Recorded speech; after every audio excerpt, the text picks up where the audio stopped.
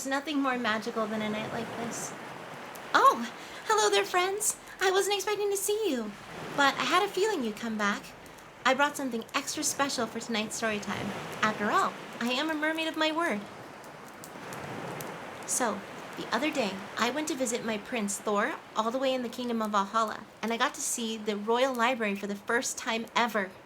So I thought it would be fun if maybe I could bring a little something back. But before I show you this, you're gonna have to close your eyes. It's a surprise. No peeking. Here it is. This is Thor's favorite book in the entire royal library. He reads it all the time, and it's filled with so many wonderful stories. Stories of adventure, monsters, heroes, gods, and all sorts of wonderful things. I thought it would be fun if maybe I could share one of Valhalla's signature stories with all of you. So how's about it? Would you like to hear one of the stories from my Princess Kingdom? You would? Oh, wonderful. And I know the perfect story that we should start with. Well, the story I'll start off with is about a very familiar thunder god, who I think you might remember the name of. Do you know his name? That's right, it was Thor. Now, Thor was a very mighty warrior and a powerful god at that. He was the god of thunder, and a lot of the Vikings looked to him for strength and honor. But this is one of his more humorous stories, so I hope you guys will get a good laugh out of it. So this story is how Thor won back his hammer. Once, a very long time ago, there was a mighty god of thunder named Thor. Thor dwelled in the kingdom of the Aesir. That's the gods of the sky. Thor woke up from a very long nap to find that his trusty hammer Mjolnir was missing. He decided to send his brother Loki, the god of mischief, to try and locate it. Loki's journey took him all the way to the kingdom of Jotunheim, the land of the giants, where his hammer was being held by the giant Thrym. Thrym told Loki that Thor would only be able to get his hammer back if Freya, the goddess of beauty and love, agreed to marry him. Freya outright refused, so Heimdall, the sentry god, had an idea. They would put Thor in a giant wedding gown and a thick veil to cover his face and pretend to be Freya. The gods laughed and Thor sulked, but Loki convinced him, saying that the gods would remain powerless against the giants unless Mjolnir was retrieved. In the end, Thor agreed and decided to take the journey to Jotunheim disguised as Freya along with his bridesmaid, Loki.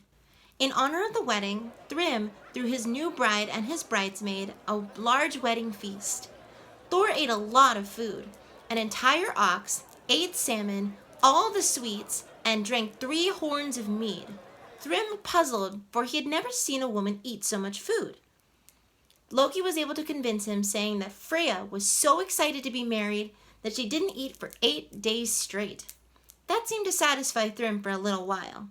That is until Thrym peeked under his bride's veil and noticed her glowing red eyes. Why were her eyes like this?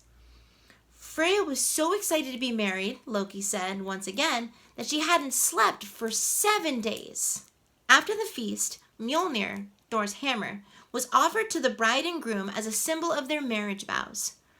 All of a sudden, no sooner was Mjolnir placed on the lap of the thunder god that he ripped off his veil and defeated all the giants in battle. Thunder crashed, and many, many giants were defeated. And that, my friends, as the tale goes, was how Thor, son of Odin, won back his hammer.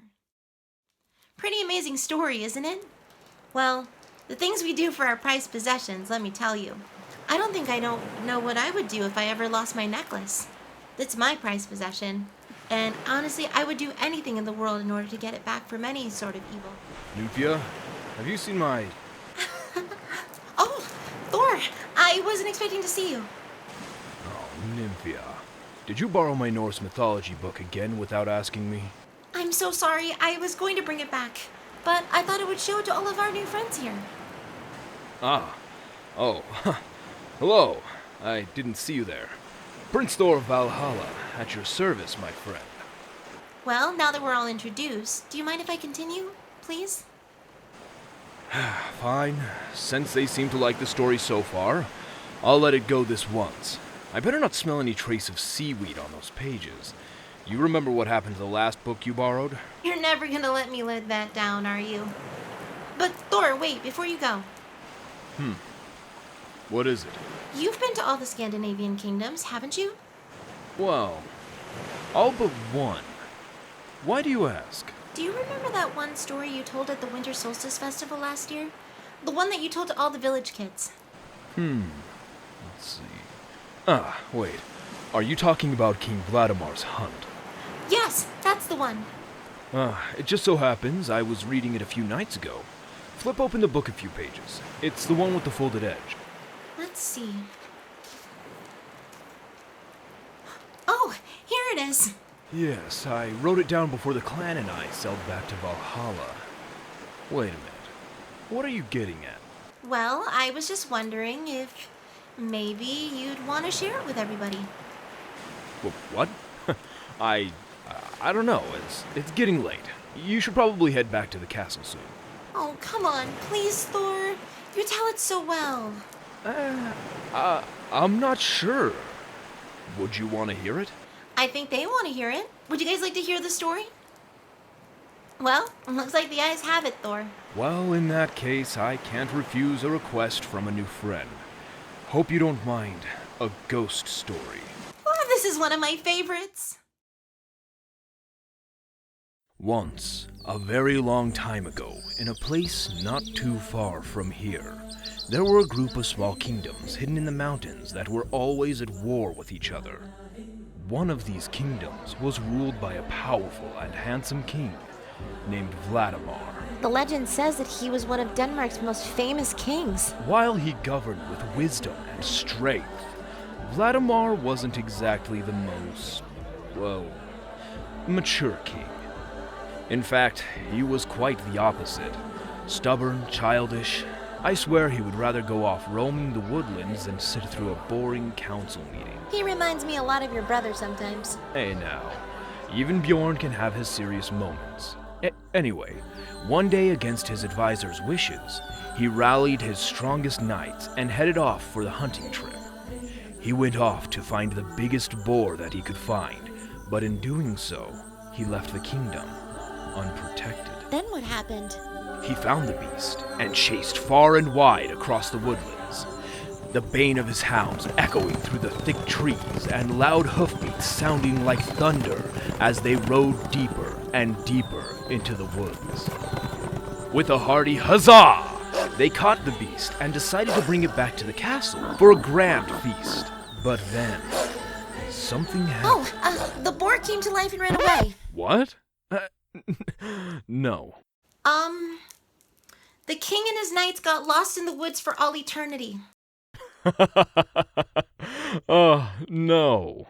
Or maybe a big fire-breathing dragon appeared and... Maybe, if you'd let me finish, we can find out what really happened. Right. Please continue. Forgive her. She gets too excited about this particular story. I can't help it, all right? Vladimir returned to the kingdom to see his land completely ravaged. The town was destroyed, and the castle was set ablaze with large pillars of fire. People ran out of the city in fear. When King Vladimir saw what had become of his kingdom, he noticed the sight of his advisor in her traveling garb. Before she left, the advisor told him that as a result of his carelessness, the kingdom was vulnerable to their enemies. And with that, she placed a curse on him, that upon his passing, he would continue his prized hunt for all eternity. Wow, that was incredible. Gets me every time. Sometimes, they say that if you listen carefully, on a night like this, you can still hear the hoofbeats of his horses as the legendary hunt continues. Really? Well, I do hear a rather ominous rumble whenever I'm out here on my own. But I always assumed it was just the wind and the waves. Well, you never know, but it does have a rather important lesson attached to it. A wise king once said, "Heavy is the head that wears the crown. A good king must always look out for his people. Well, I may not be a royal assistant, but I know that one day you're going to be a wonderful king, Thor. Well, only time will tell. But thanks for always encouraging me. Of course. I've always believed in you, and I always will. Oh my goodness, that storm came early tonight. You should probably go find shelter before the showers start. Well, I'd definitely hurry. Safe travels, my friend. Feel free to visit Valhalla at any time. We would love to have you. And Nymphia, I'll meet you back at the castle. Oh, I'll be there shortly. I'll meet you back at the castle. Well, I guess like all good stories, they all have to come to an end somehow. But that's all right. You're more than welcome to come visit at any time. Maybe I'll bring another really fun story for you next time. But I'll make sure that I ask for Thor's permission next time I borrow one of the books again. Well, I guess I'll see you again soon. And remember, mermaid kisses and starfish wishes.